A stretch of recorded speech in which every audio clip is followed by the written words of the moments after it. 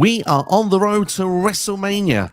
Sort of. WrestleMania 41 is, well, a full calendar year away. We've just gone through WrestleMania 40. Cody has finished the story, but what next? Because, of course, well, we're starting now in April. We're going to start the journey to next year's WrestleMania. So what we're going to do is have a bit of fun today. NXSteve and myself have come up with potential dream match cards for WrestleMania 41 next year. We're going to take turns starting with NXSteve going through his card. Then we're going to go through my card. And, well, pretty much in 12 months' time, we're going to look back at this and see how close we were. And in the meantime, you can see these cards and let us know in the comments below if any of these matches or match cards you would like to see and what you would make happen for next year's WrestleMania. Joining me today then is none other than the one, the only Mr. NXSteve in-house. NXSteve, hope you're doing well. Take it away with your first match on the WrestleMania 41 card. I am very good, thank you, fella. Yeah, just, you know what I mean, it's one of these ones where we can kind of see where some of them are going to probably go next year.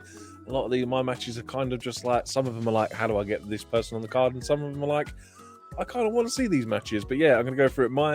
My number one match, which pretty much everyone is going to say the destined match for next year, is obviously Roman Reigns versus The Rock. It will probably headline night 2.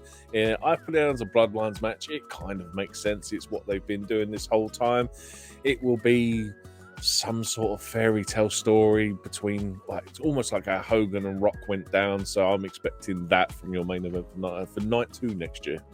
Certainly will be a big dream match. Obviously, they wanted to do it this year for WrestleMania. Plans changed, and obviously, it feels like a seed was planted when Roman speared The Rock. Obviously, we got some twists and turns maybe to get to there to next year, but certainly it feels like it could be a match that could be on the cards. Yes, I mean, absolutely, man. It just seems like one of them ones that, do you know what I mean? I think we've been waiting for it for the last 3 years. It finally has to happen. My other match, this is going to be for night 1 main event. Again, it's a prediction, it's not a spoiler. It's CM Punk versus Seth Rollins versus Drew McIntyre versus Damian Priest for the World Heavyweight Championship. I think these guys for the next calendar year are just, like I said, this is pre obviously draft as well. I think these 4 are going to be intertwined with each other for the next year with that World Heavyweight title. There's going to be so many stories that cross paths and interweave, and it will all culminate at the main event of night 1 of WrestleMania. Punk finally gets his main event. Yeah, who's going to win it? I don't know. That's the bit I'm not giving away. I'm only doing a prediction for the match. You wouldn't want to bet anything on that one, to be honest. 4 great names, and like you said, they're all sort of intertwined in a way. Punk obviously has been in the middle of the Seth and Drew feud that's been going on. Damian Priest obviously cashed in Money in the Bank at WrestleMania, so it feels a natural way. Like you say, you can build this as like a major fatal 4-way match. To be honest, I'd be pretty excited to see that match. So yeah, I'd be down for that one. Like I said, it's just like, I think that, again, we should have really waited a month until after the draft. But like I said, the current iteration that it is, that's what I'm going to go with. It's part of the fun, though. This is why they're doing it. It's a full year to go. We can just go in and dream away. This is why it's a dream match card and see where we get. What have we got for us next? My next match, or next card on the match, is for the WWE Universal Championship. He's obviously going to be Mr. Cody Rhodes, the American Nightmare himself, versus the Ring General Gunther. Gunther obviously has just come off the greatest run of an IC champion. I think that at some point over the next year, he might win that title. If not, he will get to the point where early prediction, he might actually win the Rumble next year. And I think he's going to go on to face Cody Rhodes at WrestleMania 41.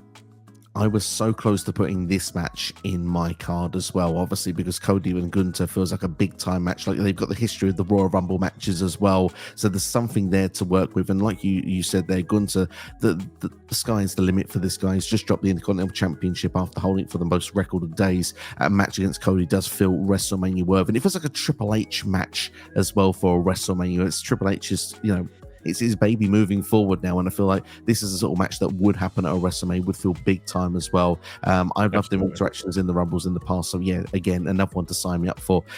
Almost now wishing I'd put that on my card now.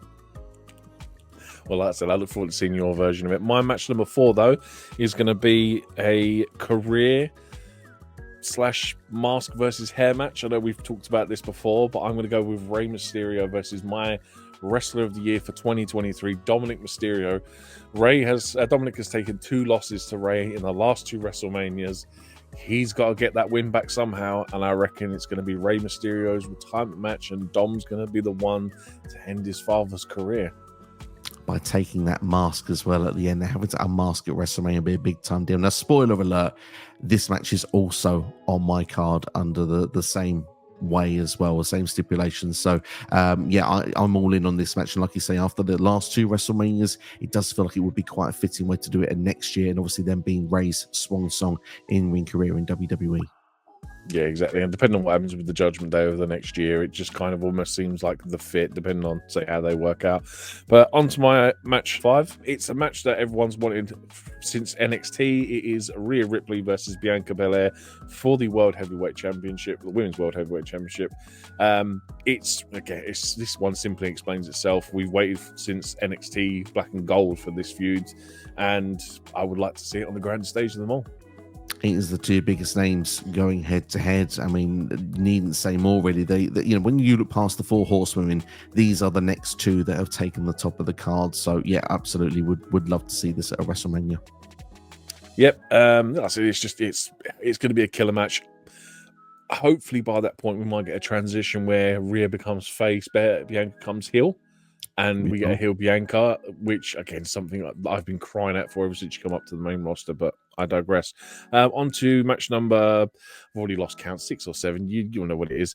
It's for the WWE Women's Championship. It's a triple threat between Jade Cargill, Charlotte Flair, and because the rumor is it's going to be in Minnesota, I'm throwing Tiffany Stratton in. I think as a hometown hero in a championship title match at WrestleMania, I have to do it. So I'm going to go, Jade Cargill, Charlotte Flair, Tiffany Stratton. I mean, if you can't get the Jade versus Bianca match, which I think a lot of people are craving for, I think Jade's, other dream match is the Charlotte Flair match. And obviously with Tiffany said openly that Charlotte Flair is her dream opponent for a WrestleMania. So it does have those ingredients to make a really good triple threat match as well. 2 newer names as well, with the experienced Charlotte in there as well for the Women's Championship. We get triple threat matches at WrestleMania as well. So yeah, again, so far, so very, very good. I would be very excited with this match card so far. Yeah, I'm booking it in the case of that. I'm hoping night 1 and night 2 are both really good, and we don't just get an okay night and a really good night. Do you know what I mean? But on to match number 7, I believe. Yeah, 7. Kevin Owens versus Sami Zayn. Again, another WrestleMania match that kind of has to happen. How this happens, I don't know. I can't tell you a story-wise because my brain can't think of one off the top of my head. But yes, KO versus Sami. It's that long friendship storyline that has to accumulate and finish at WrestleMania for me. Yeah, I mean, best friends that fight forever, these 2, aren't they? And obviously they've had matches at WrestleMania in the past, but you could argue under a Triple H era that they would be given like the match at a WrestleMania, and until we get that, I really don't think we can move past the idea of Sami and KO doing it one more time. So yeah, for me, again, look at the past history with these 2 together. There's been some incredible battles over the years, so to have one at a WrestleMania for me just feels right. Absolutely, yeah, that's it. It's one of them things, but sticking along the same kind of lines, for me, this is a feud I've wanted for many, many, many years. It's Finn Balor versus AJ Styles. These 2 guys just were kept apart for the longest part, not just the longest time ever, and all of a sudden they finally had one match and it was an absolute killer. And I want to see these 2 have a feud storyline because AJ's not getting any younger, and I want to see these 2 have a killer match at WrestleMania.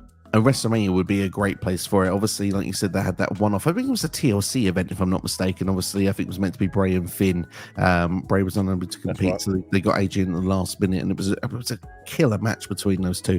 They did it again at Survivor Series a couple of years ago when it was OC in the Judgment Day. But like you said, never broke out as AJ and Finn, like that proper rivalry, which could go over like 2-3 shows, culminate at a WrestleMania. Look, it's a dream match to many. It's 2 guys that have been former Bullet Club leaders. It's got so many different ingredients about it that work so well. So yeah, for me again, I don't need much convincing for this one. Yeah, and then asterisks on the side. If you want, you could throw in Shinsuke just because they kind of have that New Japan relationship. But say the feud that I want is Balor versus AJ Styles. Match number 9, I'm going to go with essentially the implosion of Damage Control. I'm going to go with Asuka versus Io Sky versus Kairi Sane. I think if you give these 3 ladies a WrestleMania match and they do it like Joshi style, Stardom style, this will be one hard hitting match between these 3 wrestlers, and I think it would absolutely tear the roof down at WrestleMania. considered another dream match to many, which is amazing. On to match number 10, I believe now. Finally going to get onto my mid cards here. The Intercontinental Championship. There's one guy for the longest time that still hasn't won this IC title, and I'm going to give him a shot at WrestleMania. But for me, it's a championship scramble match.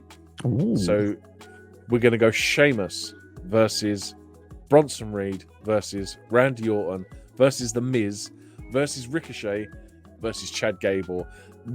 The reason why I've gone scramble match is because all these guys kind of deserve a pinfall for this title.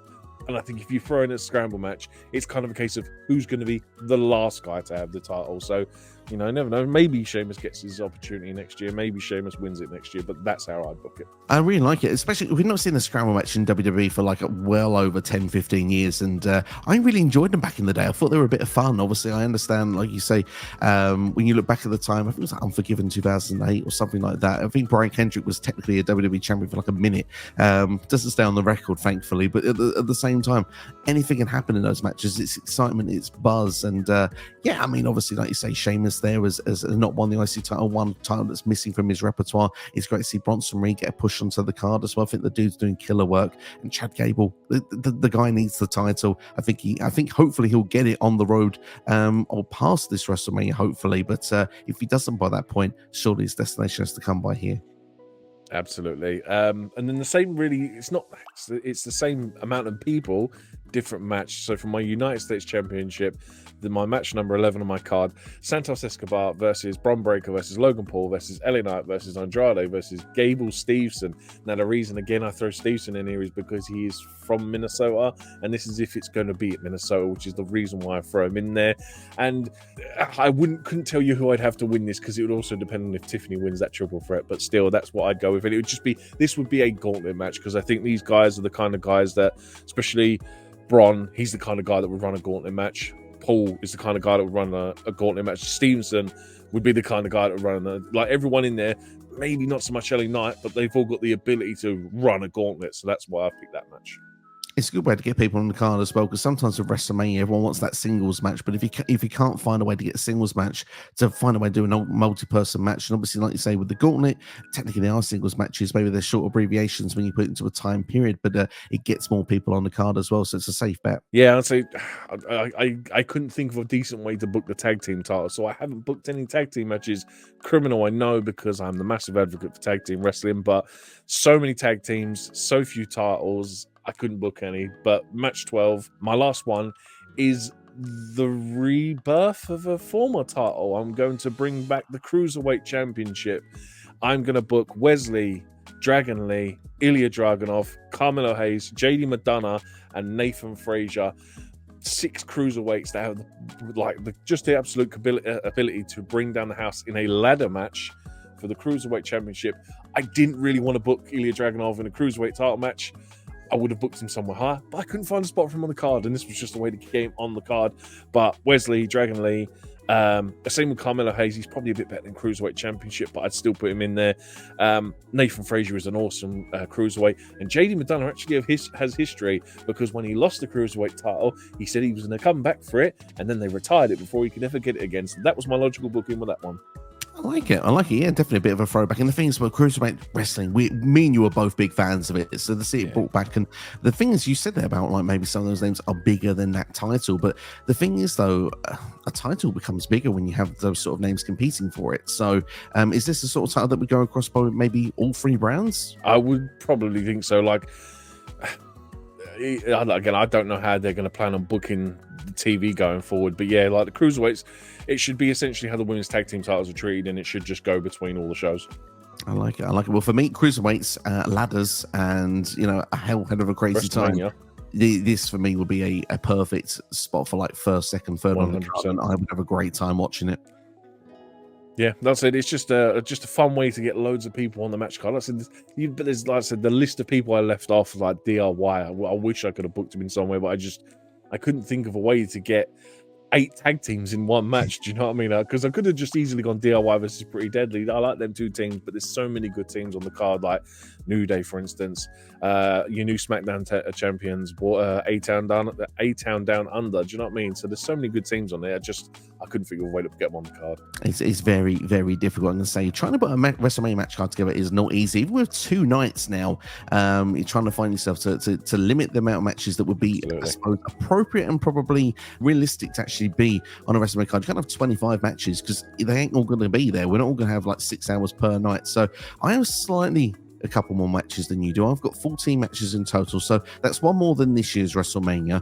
So preferably 7 matches each night. I've not gone with night 1 and night 2 of anything like that, but I've gone with, probably gone with some high profile matches, working my way down. And obviously, to kick things off for me, no surprise, like you have gone with as well, The Rock versus Roman Reigns. I think that this one is going to happen at WrestleMania next year. They wanted it this year. Next year is the place they can do it. The Rock has teased a feud with Cody. Now, some may say that could be a WrestleMania match, and then you could do Roman and Rock the year after. I think that it's going to happen in between some point, either a SummerSlam or a Royal Rumble. I think the match is going to happen, and I think, depending on if they do 1 or 2 matches, but I think Cody's going to get through it. I would expect that he would get through The Rock when it does. And I think when the fact is that Roman can't get the job done and The Rock can't get the job done, potentially there's something there. And obviously we mentioned about the WrestleMania match. The spear was done for a reason for Roman to The Rock. There is going to be problems in amongst that bloodline and in amongst those two, because now Roman doesn't hold those titles. There's a clear question of really if he is still head of the table. So that is the big dream match that I think WrestleMania W wants to do, Rock and Roman want to do, and I think now fans will be more on board with. Yeah, exactly. And then depending on what they do with The Rock, if they put him in the Hall of Fame, it almost kind of adds to the occasion. Like I said, he is at this point and then Hall of Famer by the time they have this match. So who knows? But yeah, it's kind of obvious now. I've booked it, you've booked it. It's pretty sort of obvious, that one. I think so, indeed. The big question, I suppose, for that one is going to be, will The Rock remain the final boss and actually be the heel in the scenario? Would Roman actually gather some sympathy from fans after all of these years, just like Bayley's managed to do after leaving Damage Control? That could be an interesting way. Or does The Rock go back to his way of how he is as the final boss, but in a babyface / heel tweener style way, and Roman remains the sort of unlikable heel that he's been for the last 3 or 4 years? I think that's the big talking point when it comes to that match, but should be a big one nonetheless. But I mentioned Cody Rhodes to get through it, so for me, I've gone for the WWE Championship because I think the Universe will be retired by this point. It'll just be the WWE Championship. I'm hoping the Winged Eagle will be brought back as well, but I'm going for Cody Rhodes versus Randy Orton. Simply, these two were together in legacy. They have a lot of history. Cody learned a lot from Randy Orton, perhaps everything that Cody knows. But does Cody know everything Randy knows? I think that's an easy story that can be told. Randy can turn heel as well, because Cody said it in the press conference. You don't have many friends in pro wrestling, but the ones that you do, they turn on you. And I think Randy Orton, he's someone that's turned on people in the past. To get his opportunity at a WrestleMania to go for Cody Rhodes, it's just easily put together, and it's a big time match as well. Yeah, absolutely. I mean, I initially had this down as just a blood feud, no title involved, because my initial plan was that it was meant to be Gunther versus Sammy for the world heavyweight title next year, and then the whatever title was in my 4-way that I booked. Yeah, like I said, I was going to originally just book this match as a normal match on the card because, like you said, they have history. That's what I would have done. Absolutely, yeah, and it's always good to see when people have history and that and make it into a big WrestleMania story. And obviously, 2 people that we know that have history, CM Punk and Seth freaking Rollins. So it was rumored to be at this year's WrestleMania. CM Punk got injured in the Royal Rumble. If you keep CM Punk and Cotton Wall between now and next year's WrestleMania, this could easily be a match that could potentially go for the World Heavyweight title, to be fair, because obviously I expect Damian Priest will eventually drop this title. Perhaps Drew McIntyre could be the one. I think CM Punk will take the title off Drew McIntyre, and I think Rollins is taking a bit of an extended break. I think when he returns, he could be the one that can do the chasing, because, well, Punk wouldn't need to do it. I think it would be better for Punk to be, like I say, more protected. So this way you can do the match then for Punk, Rollins, and perhaps that could be your night 1 main event for WrestleMania. Who knows? But certainly would be a big time match to see Punk and Rollins finally get it on. And obviously, hopefully for Punk, that could be a WrestleMania main event as well, because that's something he has not had. Yeah, again, that was something else I was going to book. Just for the pure fact that Punk kind of seems really fragile. I hate to say it, but that's why I booked him in a 4-way, because it was a bit more of a safer booking. But this would have otherwise been the smarter booking to make with Seth versus Punk. It should have been this year. Unfortunately, injuries happen, but yeah, I imagine that's more than likely will be the match next year. But like I said, with me, if you throw Drew and Priest in with that title, the 4 of them just have intertwining stories for the next year. So that's how I'd book it anyway. But yeah, yours is the more likely to happen.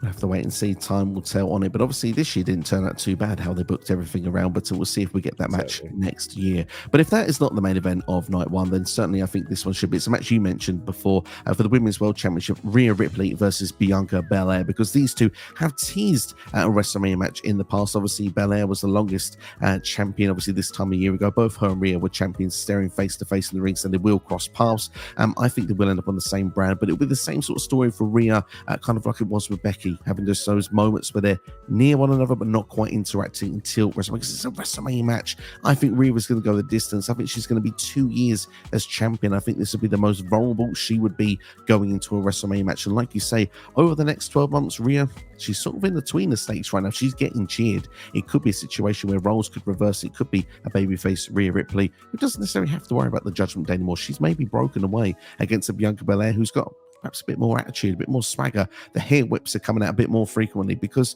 to be honest, I think it'd be a fresh direction for Bianca. And to be honest, when you look at these two, like I said, these are the ones that have probably moved the 4 horsewomen to the side. It would be feeling like the biggest match for the women's division in WrestleMania for next year, in my opinion. Yeah, it's kind of like these two were the next evolution after the 4 horsewomen. So you had them come up.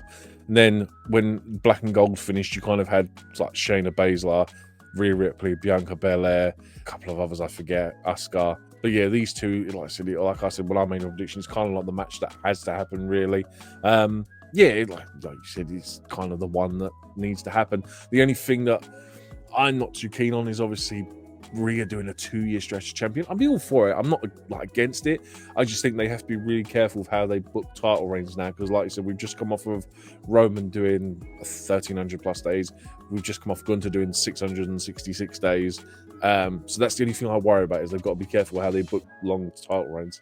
Absolutely. The one thing that we know with Triple H, though, he does love a long title reign. So the fact that so many changed at WrestleMania could be the start of many going on forward. But Rhea was one of those that kept hers. Logan Paul was the other. So we'll have to wait and see what will happen. But I mentioned Logan Paul. I have him down as against LA Knight, just purely because of the fact that I wanted this year's WrestleMania. I didn't get it. So damn it, let's go for next year. The two great talkers, they've interacted before previously with last year's Money in the Bank. For me, I was excited for that program then. And I do think whether this will be for a title or not, because I think Logan would have dropped the US title by this point. However, I still think that Logan Paul could make a bigger star out of the megastar that is LA Knight. Yeah, I think it's almost the smartest booking when it comes to just basically raising someone's stock value. And if you give LA Knight Logan Paul has this massive social media influencer, you give him the guy with the catchphrase that's already over, and you put that on a scale of Logan Paul's following, it just kind of really makes sense that I had to make a superstar even bigger. So yeah, like I'm the same as you. It was a match I wanted this year, but it is a great shout. Absolutely. Dare I say, LA Knight currently is in his prime, so definitely should give him a big push and a big win at WrestleMania if he wants to take on Logan Paul. But look, you said this one already, so we'll keep this one quite brief. But Rey Mysterio versus Dominik Mysterio. Yes, we do the final bout between these two. Mask versus hair. Technically, if Dominik wins, he gets Rey's mask to wear going forward. He could be the Mysterio representing for that family. Maybe it's a place where Dominik may change his ways afterwards. I don't know. I probably doubt it. He'll just have the mask. But it could be a case as well, though, where, like you said, it takes Rey's career as well. Because once the mask is gone in Lucha Libre, that's everything. And obviously, I think Rey probably would consider retirement after this, although I technically may have a second retirement match in mind. So I wouldn't necessarily build this as Rey's retirement match. Yeah, I like the idea that you put there, the fact that this could be Dom's face turn moment where he, do you know what I mean? He rekindles his relationship with his father, and on the grandest stage of them all. I really like the idea of that. It does feel a bit full circle, doesn't it? But then, hey, we all enjoy booing Dom. Even got booed at his own wedding, so who knows? Maybe those just won't go away. But I mentioned someone else could potentially on their last run because, well, Pat McAfee kind of gave it away a little bit on commentary. Made an appearance on Monday Night Raw this past week. Was John Cena, and I believe McAfee. I'm now kind of like, dare I say, paraphrasing. More or less said, didn't think Cena was going to get himself into a match in WWE at this point. He managed to get one here on the Raw after Mania. Obviously, it was a brief appearance, but they're hoping to have a final run next year, or one last run. It was one of those two words, but it came across as if it was the final time potentially with John Cena. John Cena has said his career's not got a lot left in it. So for me, who better to put John Cena out of his misery than Gunther? because I've not got Gunther versus Cody Rhodes. Like I said to you, I was tempted to put that match in there, but what's bigger for Gunther than winning a world title? Not bigger, but certainly what is the next best thing if you can't win a world title? End the career of John Cena. Chop him down to size, and Cena doesn't get up. I think it could be a case of, you have that never give up storyline from John Cena. What if he would actually give up Oh my God. against Gunther? That's great booking. Oh my God, I didn't even think of that. That's awesome. Dude, if you want to make Gunther the biggest heel in professional wrestling history, by all means, this is the greatest shout ever. Like, I didn't even think to use John Cena on my card, and like you said, if he's gonna have one more run, dude, I know they're supposed to put over the next generation of stars, and like Kurt Angle retiring to Baron Corbin didn't seem to have that right feel, but this dude having Gunther destroy John Cena would be fantastic. So it kind of has that Solo Sikoa feel about it, but I mean, Gunther at the moment, it feels like he's going to that main event level. So yeah, I think that certainly would definitely be a good decision if they were to go down that way. Similar to what you've done, but not in the triple threat match, I've gone for Jade Cargill versus Charlotte Flair. It feels like one of them dream matches. Do you know what I mean? Like, just have that at WrestleMania. I mean, Jade Cargill has been one of the showcase stars that's coming into the company. Charlotte Flair still considers herself the queen after all. No one's going to take her mantelpiece. Jade Cargill, for example, was the win queen of the ring. I'm spitballing ideas out here just for fun. It could just be the starting point of like a queen versus queen rivalry for WrestleMania next year. It's long-term booking, but hey, we could have a bit of fun with it. But obviously, Jade Cargill is going to be what's going to be seen one of those next stars in WWE. Wouldn't be surprised to see her pick up a victory over Charlotte Flair next year's Mania. You do this all the time to me. You do some serious research, put some serious thought behind and logic behind your booking. Like you said, if she wins Queen of the Ring, Queen versus Queen, it's a great story to tell. Yeah, like I said, I had this match down as well. Charlotte isn't getting any younger either, and kind of like Jade Cargill is that new upcoming star, needs to be made a bigger star out of. Beat Charlotte Flair at WrestleMania makes sense. For the WWE Women's Championship, I've gone with Bayley versus Tiffany Stratton. As you mentioned so kindly earlier on, that the rumor is that this is going to be Minnesota. If that's the case, that's where Tiffany Stratton is from. I think Tiffy is going to go to the Tiffy top, if I'm honest, in WWE, and I think she could potentially be an outside bet for next year's Royal Rumble. She was in the final few this year. She debuted, obviously, as part of the main roster in the Rumble, and I'm going to go and say, as a new star being built over the next 12 months, if she doesn't win Money in the Bank, which is also a possibility to do so as well, it would be a good way to actually push Tiffany Stratton. And Bayley likes putting over new talent as well. If Bayley does again have one of these long title runs, it would be great to put Tiffany Stratton over. I just think as well, we've seen Tiffany against the likes of like a Becky Lynch before. She's hung with everyone there. She was great in Elimination Chamber in Australia. I think big things are in for her future, and to win a title at next year's WrestleMania would be pretty sweet, and Bayley would be someone that would be more than appropriate to do that job. Yeah, absolutely. I didn't even book Bayley and Becky Lynch, for example, so this is how difficult this was. But yeah, it's a great shout. And like I said, it's being in Minnesota, she's the hometown hero. It kind of just makes sense. Hopefully it would indeed. Something as well similar to yours, but just slightly different. Sami Zayn versus Kevin Owens versus Jey Uso. Now, I've added the Jey Uso factor in it because I think that we could just have a bit of miscommunication with Sami and Jey going forward, and it could just lead KO to those old flames, those old sparks, getting annoyed with the idea that Jay's going back to how he was before, trying to get in Sami's head. Look, you should break away from that friendship from Jey, and it could lead to a point where Sami doesn't want to listen to it. But it leads then to a KO problem, leads to a Jey Uso problem for KO as well. And I think if you simply have, with maybe a mid-card title involved, this hypothetically the Intercontinental title, this could be a fun triple threat match to put together for WrestleMania, using old long-term storylines, bringing it back to the front and using it for WrestleMania, because I think Sami and Jey have got a very complicated history, very fun history as well, that they could use for a big show like a WrestleMania. KO and Sami, we know exactly what that's like as well from previous times. So for me, this is a triple threat match. It's also to get people on the card as well. For me, I didn't have a better option, I didn't feel, for Jey Uso, so this is one of the reasons I put this together as a triple threat. I didn't even book Jey Uso, so the fact that you got him on the card is even better. But yeah, I see what you mean. Like, the whole Bloodline story has really done these three favors when it comes to sort of future booking. Like the fact that they've had all this history together, that you can throw them together even at a WrestleMania or even any pay-per-view really, and this story kind of just makes sense. So yeah, I like the sound of it. For the women's tag team championships, I've gone with Becky Lynch and Lyra Valkyria. I guess the Irish connection there between those two. And they're going to be going against the Kabuki Warriors, Asuka and Kairi Sane, because I don't think there'll be women's tag team champions for the whole calendar year. But hey, it's great for a WrestleMania spot, isn't it, to have them back as the champions? I feel like they're the most credible tag team in that division. And if you're going to have Becky and Lyra, say, for example, as a team at that point, it's a great way to get Lyra over in WWE. I think she will be coming to the main roster in the draft this year after dropping the NXT Women's Championship. So I think this could be a fun way going forward, and it gives Becky Lynch something to do as well, because if she's not chasing the top championships, then to actually, make a new star, someone that's from her own home country as well. So, two that I think have trained together as well. I think there's a great story you can do amongst that. Yeah, then again, same. They've got history together, obviously, with the NXT title run that they've both just previously had. Obviously, Becky was Lyra's trainer. Becky was Lyra's trainer. The Kabuki Warriors, I don't think they'll hold it till next year, but you were right, they are the most established tag team. So it's a good way to actually get the tag team titles on the card, because they weren't on it this year. So why not throw them in there and put them on there for next year? And like I said, you got Becky, and I didn't even get Becky on my card.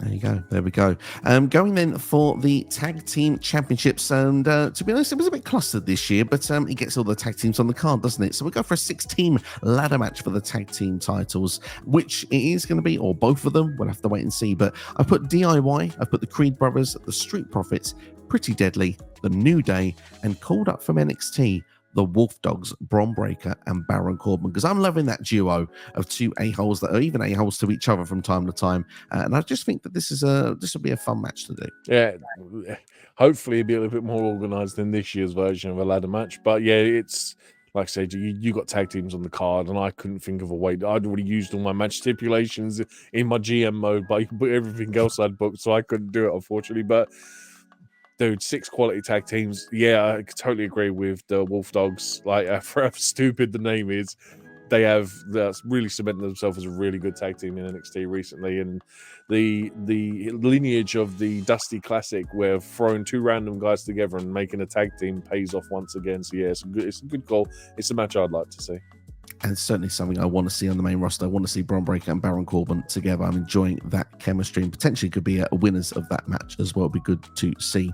Now, the last 2 matches I've got for you, I'm going to say perhaps potentially a little bit unrealistic, but hey, we've got to have a bit of fun with this. It's dream. It's fantasy booking at the end of the day. Introducing the Women's Intercontinental Championship. That's right, a mid-card singles title for the women. It's been brought in for NXT. I'm going to say it's going to be brought in for the main roster as well. I've got a fatal 4-way here. Liv Morgan, Roxanne Perez, Naomi, and Io Sky in the mix there. Pretty much just to get them all on the card, if I'm being brutally honest. I'm a big fan of all 4 of them. So, yeah, if we're adding a mid-card title as well, just feels like this has a bit of purpose for WrestleMania. Absolutely. I was having the same thought as you. I was like, yeah, they really, if NXT gets a women's mid-card title, why hasn't the main roster? And by God, they've got enough talent to do it. Point proven here with the match you've picked. So much decent talent, and you've given them a purpose to be on the WrestleMania card, so I like it. Absolutely. And then to finish off, I've gone for a 6-pack challenge, and let's have a bit of fun with this as well. The winner of this gets a championship opportunity for the world title of their brand on the Raw after WrestleMania. So that's what's going to be. And effectively, the other thing you could call this is the 6-pack challenge that's never going to happen. It's Damian Priest, Finn Balor, Drew McIntyre, AJ Styles, Bobby Lashley, and Sheamus. A lot of heavy hitters there in one match. And to be honest, like you say, it's just to get everyone on the card. But I still think that would be a bumper of a 6-pack challenge, to be fair. And to give a reward at the end there, something for the Raw after Mania. It's almost like saying, well, look, you've got a place on the WrestleMania card, but you're going to be the headline act on the show that follows this, the Raw after Mania.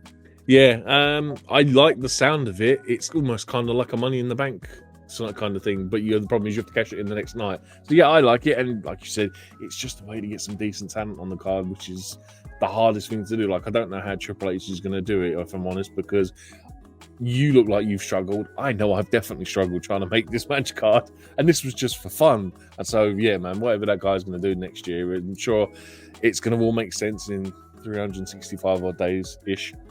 Absolutely. And well, to be fair, we have struggled a little bit, but the thing is, will you struggle watching? Because now it's your turn to get involved. First off, we'd like to know in the comments below if you've enjoyed our match cards for WrestleMania, what matches you would like to see from our cards, and potentially what match card you predict for WrestleMania? What dream card can you do? You can put as many matches as you want together. We've gone with, I've done a maximum of 14, because we had 13 on WrestleMania this year. So I reckon that's probably a good cap is 14, 7 for each night. But let us know your thoughts in the comments below. And I want to say a big thank you to NXT being a part of this video. A lot of fun putting this together as well, and been a really enjoyable time.